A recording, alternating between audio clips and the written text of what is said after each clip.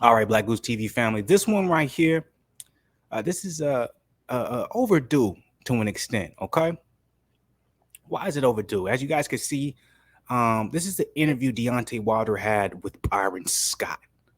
It was on February 11th, so we're talking about a month ago. But what's interesting about this particular interview, okay, is this is the first interview Deontay Wilder has done. I don't want to say since the Fury loss, but I want to say in depth where he somewhat addresses what he plans to do or whether or not he's planning on retiring, returning, or just where his mindset is at, and it's at full length. You see what I'm saying? So, as you guys can see, this is an hour and 18-minute interview. It's Wilder and his wife, as well as Byron Scott. It's on the Byron Scott podcast. You guys can go check it out if you guys want to watch the whole thing. I have not seen the whole thing. I watched the first half of it. I didn't finish the whole thing, but I did my due diligence. I made sure I knew exactly where he started, addressing whether or not he was thinking about returning, whether or not he was thinking about retiring, and where his head was at. And what I wanted to go ahead and do is watch this for the first time with my Black Goose family. You guys get to see my reaction to it, my opinion on it, but also as well, if you guys end up watching this with me, I can hear what you guys get to say about it, and you guys can drop your opinion down below. So, with that being said, and this is a perfect time also to revisit this conversation or visit this conversation if it's the first time you guys are ever seeing it, because make sure you guys check out that video I just dropped. Eddie Hearn has alluded to the fact that Anthony Joshua would love to face Deontay Wilder as his interim fight in between the Usyk rematch. Now, I've debunked a lot of that particular statement. I've also debunked a lot of the alleged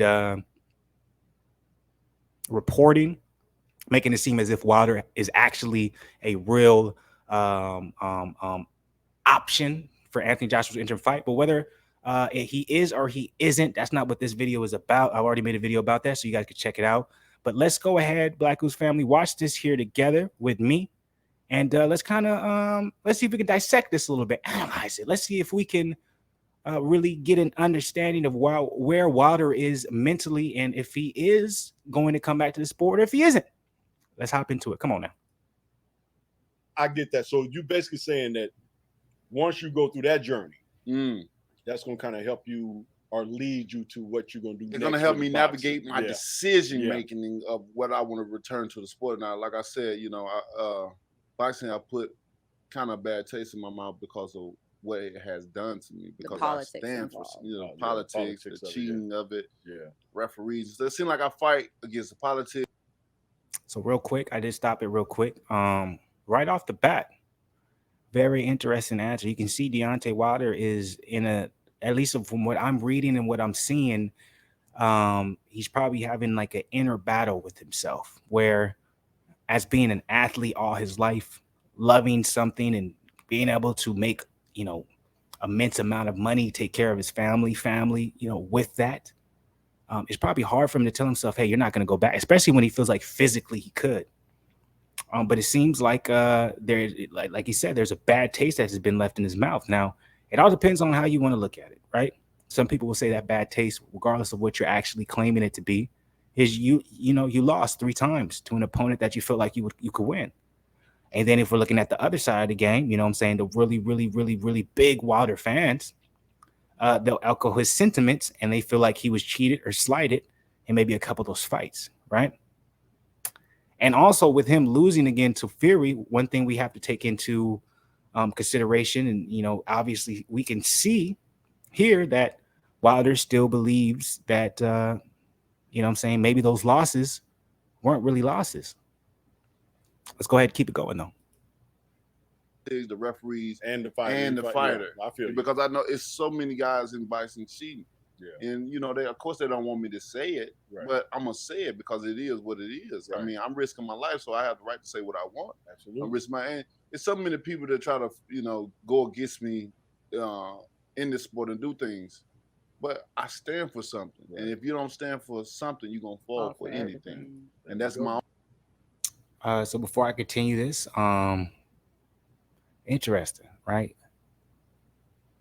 Now, with this being on the Byron Scott podcast, right? He's a basketball guy. How many boxing fans are going to catch wind of this interview? Not many, probably. And any of the boxing fans that catch wind of this interview, they're probably going to be Deontay Wilder fans. So him saying these things aren't going to be controversial. But if somehow this was clipped or this segment, got out to the masses, there would be a lot of backlash because similar to after the second fight, there was a majority of boxing fans feeling like, hey, man, you keep making excuses. You keep saying there's cheating, there's this. We can't prove any of these things. You're one of the few fighters right now who's speaking up when it comes to this particular subject. All we can do is just look at it as fans from the outside looking in, and you look like a sore loser, right? There are those sentiments as well. I'm not saying that's true or not. I'm not saying I take side with anything. I'm just saying the fact that even after losing to Fury for the third time, he's still standing on his original claims. And you can see he's not, you can see he's still being selective, right? Because he didn't call out Fury specifically. But he just said, there's cheaters in the sport. Well, we all know he didn't start really, making those particular claims until he started fighting Tyson Fury. So we all know who he's talking about. So it's interesting. Yeah, let's keep it going. Only thing, and I'm, and what I speak about, what I speak about, and what I bring out on my platform, I'm passionate about. Yeah, it's me. And I know that when you take a role in something, there's always going to be trials and tribulation that comes against you, even with your own kind. Mm-hmm. Absolutely. But I take that responsibility. I take that pride in holding who I am, what I am. Because there's always people looking, man. They need hope. They need motivation. Right. So real quick, I'm gonna let him finish, but it's almost like he's saying the reason he won't come back to boxing is almost like a protest type of motivation or reasoning behind it. Sorry for the background. I'm in the hood, y'all. I got niggas going on motorbikes. I got niggas with bass. It's all good. You know what I'm saying? But am I tripping? But it comes off to me as if he's saying, like, I'm looking at him right now. He looks lean. He looks in shape. Like, he doesn't look out of shape. Deontay Wilder is one of those guys that always is in shape. You know what I'm saying? He doesn't all of a sudden stop fighting and then the nigga get a gut. Like, look at him. He's 35, 36 years old, and look how lean that motherfucker is. He's obviously in shape, right? So it seems like to me, from what I'm hearing in this short little clip, you can only take so much. This is me speculating, so please don't take this shit for word of mouth. But it seems like he wants to come back. It seems like he would love to fight. God damn, I would love him to come back and fight somebody and just, like, it was Tyson Fury. He's the best of the best. But anyways, it seems like he does want to come back. Like, for some reason, I'm getting this feeling that he does want to come back, but it almost, because he's such a prideful guy, I think he really feels deep down that he was cheated, he was slighted, and he probably feels like if this happened to me, it will happen to others. So in his head, he feels like him selecting or choosing not to come back is his way of protesting the corruption of boxing. This is what I think his perspective is. That's almost how it's coming off to me. So they need inspiration to go forth and go on. And if they have to, look through your life and look to see what you have to travel to get to where you're trying to go, to inspire them to go, let me show y'all. Yeah. You know what I mean? You've done your job. Come on, man. You can't keep me down. Right. You know what I'm saying? So I want to take this journey because a lot of tribes allow their younger sons to take this journey. They say they want the sons to overcome their fears. And become this is how they turn them into men. Interesting. You know what I mean? So I definitely want to take this journey. I want to see what I see in it before I make my decision. Yeah, and I still have love for the sport, though, like I said, and I still have amazing fans. I have so much love out here. It's crazy. And how you elaborated on after the fight, I gained more fans than anything. It's crazy that this world is backwards. Yeah. It's so. They don't give you your flowers when you're here. It's crazy. Exactly. It ain't even the point of giving them why you're here. It's just like why you on top, why you doing things. Like people envy you. They get mad at certain things, but then when they feel like you fail or whatever, now they see the true passion. Yeah. They see the true strength in you, and now they want to be a part. Like people love trying to. Well, real quick, I want to touch on what Wilder said right there because it's obvious Wilder is still hurt from the loss. That's a very obvious thing to see. because I think he's taking that the wrong way. So you see how he said it's crazy how people see the world backwards. When I'm on top, they hate me, but when I get the loss, all of a sudden I have more fans than I ever did. It's not about that, Wilder. I can understand where you're coming from because you're the person sitting there at the top, but from a guy who's a fan and from the outside looking in, you got to understand that people live their lives, right? And this is entertainment.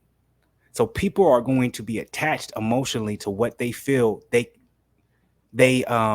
connect to, or they have the most similarities to, right?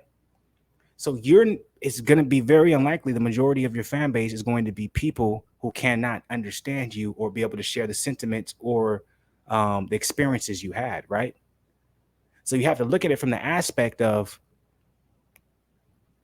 you're in a rivalry with Fury. Not only are you in a rivalry with Fury, but your fan base is completely different from his.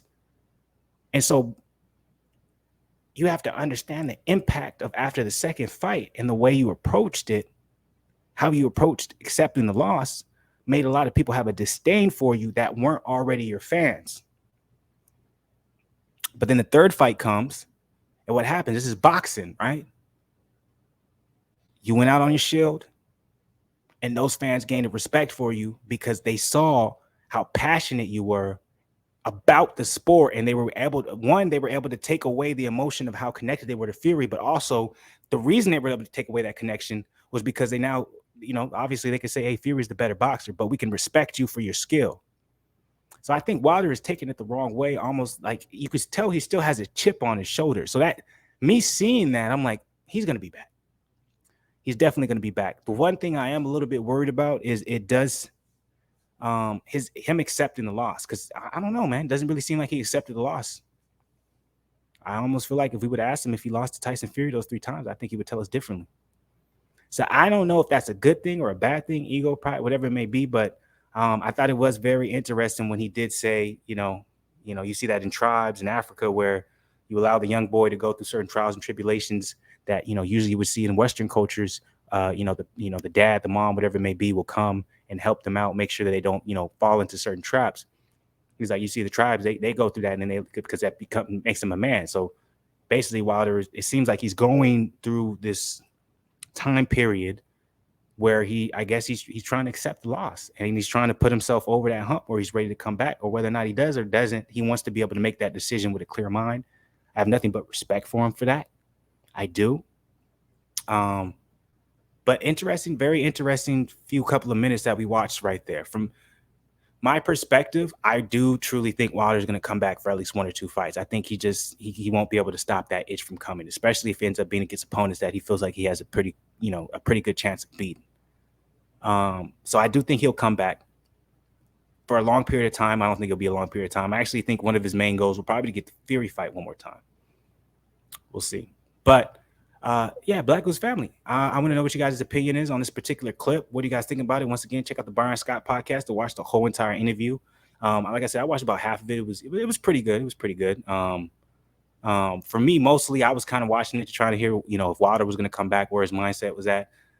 And me personally, I feel like he's kind of like in the middle right now. I think he's still trying to get over the loss. I think he's still trying to figure everything out, and that's fine. And I think he's also trying to, find other passions and other interests that will be able to take his attention, and he'll be able to put his love into, because I think he's starting to understand too his boxing career is coming to an end, so that's something he's going to have to figure out as well. So I think it's a mixture of all these different things as a human being, dedicating yourself to, putting your passion to, and then reaching that goal and going over the hill, where now he's like, okay, yeah, I can come back to the sport, still do some great things, but at the end of the day, I understand that this is kind of the end of the road, and I have to be able to position myself for afterwards. That's kind of what I got from it. Okay. Let me know what you guys got from it, though. How do you guys feel about it? You think Wilder's making excuses? You think he's going to come back? Like, be 100 with me. Drop your comments below. I got to hear what you got to say. Like button, subscribe to the channel. You already know what it is. BlakGooseTV family. I'm up in this thing. Hopefully y'all enjoyed this as much as I enjoyed talking about it.